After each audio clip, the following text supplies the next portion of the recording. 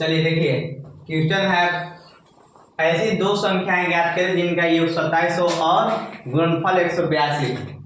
ठीक है, जब ऐसा क्वेश्चन रहेगा तो कैसे बनाएंगे? हल जो है, हल देखो दो संख्या है, माना के पहला संख्या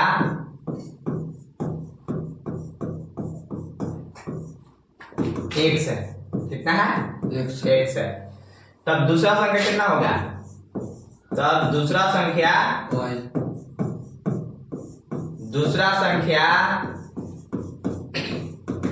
27 माइनस x होगा, क्योंकि दोनों का जोड़ है, योग कितना है? 27 है। दोनों का योग कितना है? 27 है। तो अगर दोनों को जोड़ेंगे ना, प्रश्न से अगर जोड़ेंगे तो देखो 27 आ रहा है कि नहीं? x प्लस 27 माइनस x, तो x कट जाएगा, 27 बचेगा नहीं बचेगा? ठीक है ना? 27 और गुणनफल 182 हो। तो इसको जो दिया हुआ प्रश्न से बोल रहा है, प्रश्न से बोल रहा है कि दोनों का योग कितना है? दोनों का योग क्या कहते हैं? 0।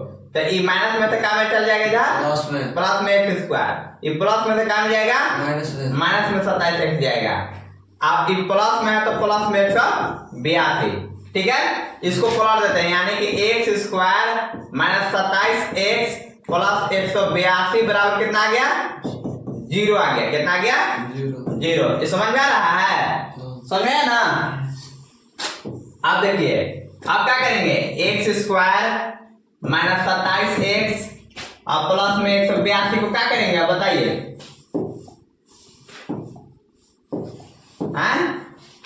अब क्या करेंगे बताइए? गुणनफल निकाल लेंगे। क्या करेंगे? गुणनफल निकालेंगे। 1 गुणे 182 करेंगे कि 182 आ जाएगा। 182 कितने के पढ़ा में आएगा कि जोड़ते हुए घटाते हुए 27 पूरा हो जाए।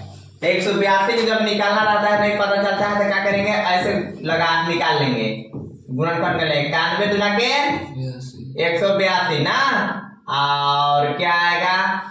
13 सते 91 ना, तो यानी कि 7 गुना 14 गुना 13 182। तो 14 और 14 गुना 13 करेंगे तो 182 भी हो जाएगा, और हम जोड़ेंगे तभी भी हमारा 27 आ जाएगा। ठीक है ना? तो x स्क्वायर, ठीक है, और माइनस में है तो माइनस में 14x माइनस में 13x प्लस में 182। अब देखिए x है, x कॉमन कर लेंगे और इसमें बचा x, माइनस में 14 बचा। ठीक है, माइनस 13 कॉमन करेंगे तो x और 13 14 हम 182, 14 बार में जाएगा भागना 14। तो यानी कि क्या हो गया? x माइनस 14 और x माइनस 13। समझा ना? बराबर में क्या हो जाएगा? बराबर में क्या हो जाएगा? 0 यहाँ है ना, 0, तो 0 लिखते जाओ ना, क्या कौन सा दिक्कत है? 0। तो x माइनस 14 बराबर एगो 0 हो गया और x माइनस 13 बराबर में एगो 0 हो गया। तो x बराबर कितना हो गया? एगो 14 और x बराबर कितना एगो हो गया? 13। अतः लिखेंगे एगो संख्या 13 हो गया और एगो संख्या 14 हो गया ना। अतः लिखने का चीज बोलिए, पहला संख्या 13, छोटका होगा तो 13 नहीं दिख रहा है? अच्छा, तो ऊपर लिख रहे हैं, यहाँ तक नहीं दिख रहा है बस ना। इसको छोटा कर लेते हैं, नहीं दिख रहा है तो।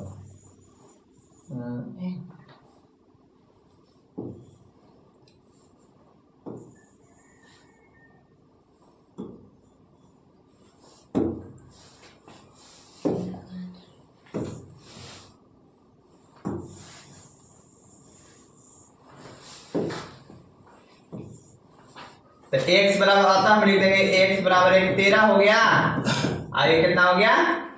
14 हो गया। एगो 13 एगो 14।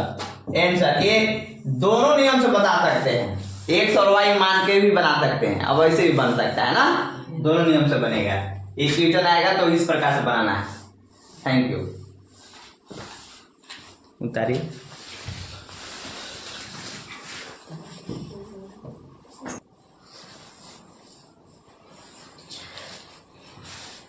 देखिए अब क्वेश्चन दूसरा है, लिखा हुआ प्रश्न में कि दो ऐसे क्रमांक विषम धनात्मक पूर्णांक ज्ञात करें जिनके वर्गों का योग 290 हो।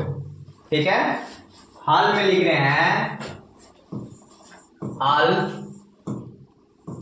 बताइए। माना दो ऐसे विषम धनात्मक पूर्णांक, धनात्मक लेना है ना, माना कि पहला धनात्मक पूर्णांक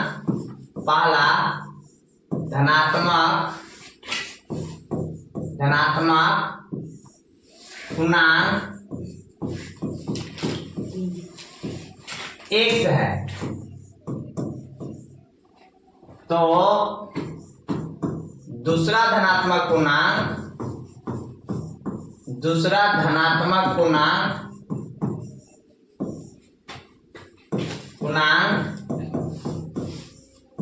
कितना होगा बताइए। देखो विषम है, दो ऐसे क्रमांक विषम धनात्मक, विषम लेना है ना। मान लो कि एक था, तो दूसरा विषम संख्या कितना होगा? 3 होगा, तब 3 होगा, तो इसमें कितना जुटा? 2 जुटा, तब ना 3 आया। अरे मान लो कि पहला धनात्मक विषम संख्या 3 है, तो दूसरा कितना होगा? 5 होगा, तो 5 होगा, तो इसमें कितना जुटा? यानी 2 जुटता है तब जाके विषम संख्या प्राप्त होता है। एक विषम संख्या मान लो कि 1 है, तो दूसरा कितना होगा? 3। अगर मान लो पहला पूर्णांक संख्या 5 है, तो दूसरा पूर्णांक संख्या क्या होगा? विषम 7। अगर दूसरा है पहला 7, तो दूसरा विषम पूर्णांक संख्या कितना कौन होगा? 9। यानी कि 2 जुटता है, तो इसमें कितना होगा? दूसरा x प्लस कितना? 2। x प्लस कितना हो जाएगा? 2। समझा है ना।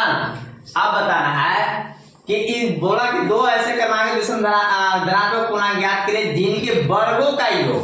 अब इन लोग का वर्ग का योग 290 है। कितना है? 200। लिख रहा है प्रश्न से क्या बोल रहा है? दोनों संख्याओं का वर्गों का योग, दोनों विषम धनात्मक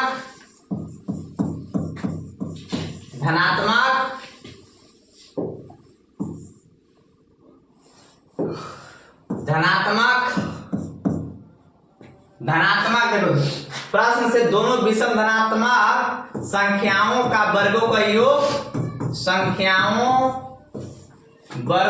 कितना है? वर्गों का योग 290 है। प्रश्न से ही बोलाना है। एक कौन है?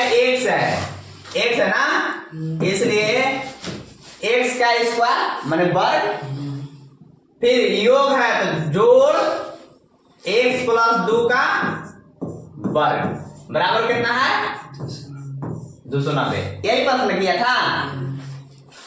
इसको x स्क्वायर के x square plus x plus 2 का होल स्क्वायर, मतलब क्या का सूत्र लगाना है? a प्लस b का होल स्क्वायर। तो a प्लस b का होल स्क्वायर a स्क्वायर, तो यानी x स्क्वायर है तो x स्क्वायर प्लस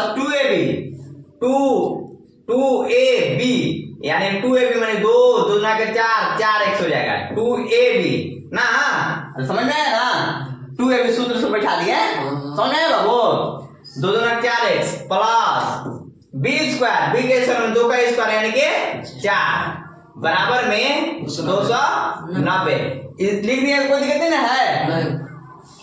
अब देखिए x स्क्वायर 2 x स्क्वायर हो गया, और 4x प्लस में है तो 4x, ये प्लस 4 और ये माइनस प्लस में है तो माइनस में आ जाएगा बराबर में 0। कोई दिक्कत? 2x स्क्वायर प्लस 4x, अब 290 में से 4 घटेगा, प्लस माइनस घटेगा माइनस 290 में से 4 बच जाएगा तो कितना बचेगा 286 माइनस में आएगा बड़ी संख्या के आधार पर बराबर में 0।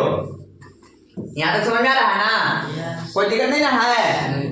आप देखो इसमें दो कॉमन है सब में है ना? देखो 2 इसमें भी 2 इसमें भी 2 इसमें भी है। चलो इसको कॉमन ले लेते हैं, 2 कॉमन ले लेंगे तो क्या बचेगा x स्क्वायर बचेगा इसमें, ठीक है? प्लस 2 गुना के 4 2x अब माइनस माइनस 2 एकम 2 2 चौका 8 और 2 दिया 6 बराबर में 0। आई गुना में है तो क्या में चल जाएगा उधर x square plus 2x minus 143 बराबर में 0 बटा 2 यानी कि 0 है, कोई दिक्कत नहीं ना है? 0 बटा 2 यानी कि 0 ले लाई है ना? गुना में था तो क्या में आ गया ये भागा में आया तो 0 बटा 2 यानी कि 0 है, कोई दिक्कत नहीं है। अब x स्क्वायर 2x 143 बच गया। अब इसको गुणनखंड निकालेंगे तभी भी या द्विघात सूत्र से बनाएंगे तभी भी d बराबर निकालेंगे, मूल ज्ञात करें तभी भी बन जाएगा।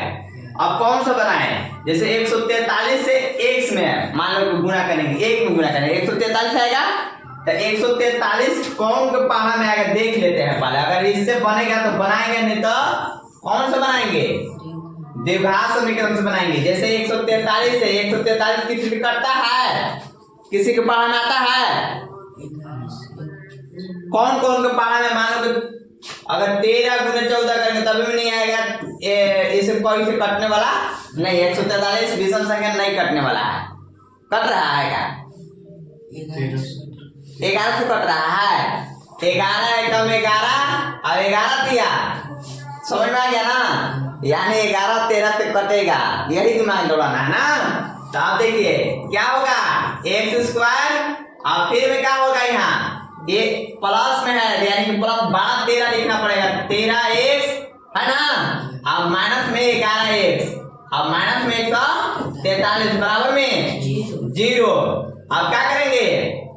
x को कॉमन करेंगे x और प्लस 13 माइनस में 11 कॉमन करेंगे तो x माइनस माइनस क्या हो जाएगा? माइनस, यहाँ माइनस है तो माइनस माइनस क्या हो जाएगा?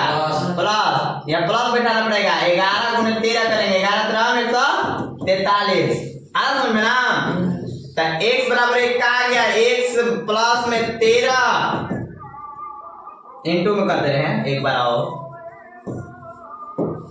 x plus 13 into x minus 11 बराबर में 0। अब इसको छोटा करना पड़ेगा ना? चलिए इसको छोटा कर लेते हैं।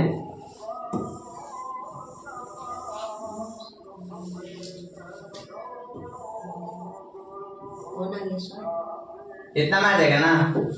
कौन आ गया? समझ में आ गया ना? x plus 13 into x minus 11 ना? x माइनस 11 बराबर 0 हो गया। तो क्या हो गया? x प्लस 13 बराबर में 0। अब एक हो गया x माइनस 11 बराबर में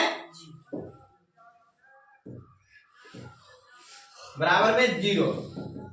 तब विषम में बोला था जे तो x बराबर माइनस 13, ये क्या हो गया? x बराबर में माइनस 13 प्लस है तो माइनस 13। अब x बराबर क्या हो गया? ये x बराबर में क्या हो गया? प्लस में 11। समझ में आ रहा ना? तो ये माइनस तो ले आएगा नहीं, माइनस तो लेंगे नहीं क्योंकि धनात्मक था। तो x बराबर क्या आ गया? एगो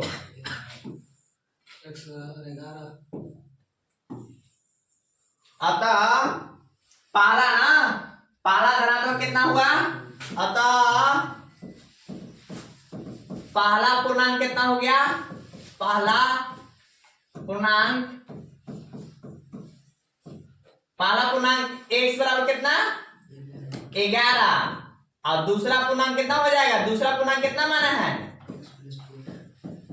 दूसरा पूर्णांक x प्लस 2 तो 11 और प्लस में 2 बराबर में कितना? 13। आंसर समझ में आ गया? एगो पहला हो गया 11 और दूसरा हो गया 13। आंसर मिल गया ना? Thank you.